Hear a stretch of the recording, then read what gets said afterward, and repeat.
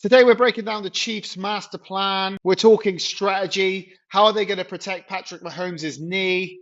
And are they going to be able to replace an all-pro corner? Let's get stuck in. But before we do, please do me a big favor and hit the subscribe button if you haven't already, especially if you're a returning viewer. It means you like my stuff, but you're not hitting subscribe. Hit subscribe. Help me promote this great game over here in the UK. While the rest of the AFC is celebrating the fact that Trent McDuffie is finally out of the division, Brett Veach is sitting in his office playing a completely different game. Most teams, after winning back-to-back, start to fade. The success tax hits, you lose your stars, your cap space vanishes, and you start picking at the end of the first round. But through some very shrewd moves, the Chiefs have managed to land a Super Bowl MVP in Kenneth Walker III, snag Justin Fields on the cheap, and they are now walking into the 2026 draft with two first-round picks, including one in the top 10. Now, before we hit the draft, we have to look at what they've already done. So signing Kenneth Walker III for the $43 million deal is a statement. This isn't just a running back signing. It's a Mahomes insurance policy.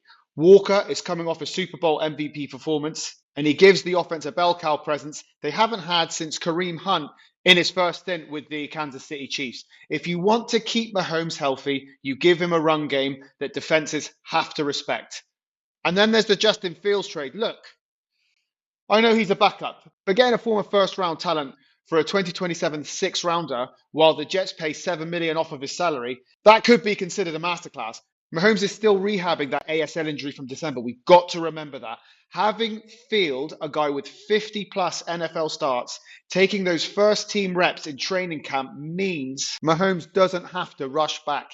It keeps the season alive if Pat needs an extra 2 weeks, 3 weeks. It's low risk and potentially elite level roster management. Let's get to the draft. The Chiefs are picking at number 9.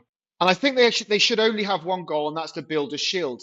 Jawan Taylor is gone, and the right side of the line is a question mark. And Francis Mauigoa out of Miami could be the answer. This guy is 6'6", 330 pounds, and he's a mountain of a man. If you watch his tape, he isn't just a blocker, he's a finisher. He moves like a tight end in space, but has the raw power to anchor against elite edge rushers. In Andy Reid's system, you need tackles who can pull and get to the second level. Mauigoa does that better than anyone in his class. And picking him at number 9, for me, isn't just about the future. It's about making sure no one touches Patrick Mahomes in 2026. In my opinion, he's a day one starter and a 10-year cornerstone. But we've got to talk about the hole that McDuffie has left. You don't just replace an all-pro like Trent McDuffie, but at pick 29, you can certainly try.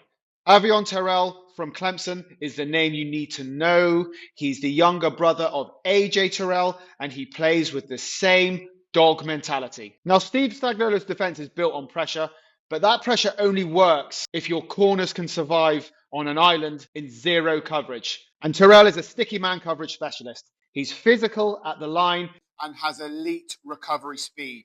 And I'm calling it now. The Chiefs will double dip. At pick 40, look for them to take Colton Hood out of Tennessee. Hood is a ball hawk. He led the SEC in pass breakups with those safety value instincts.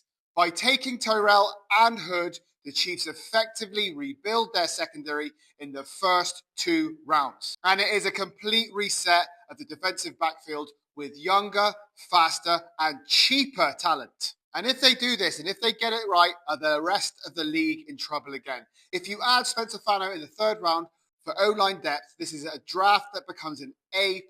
Think about the roster they've built in just 1 month.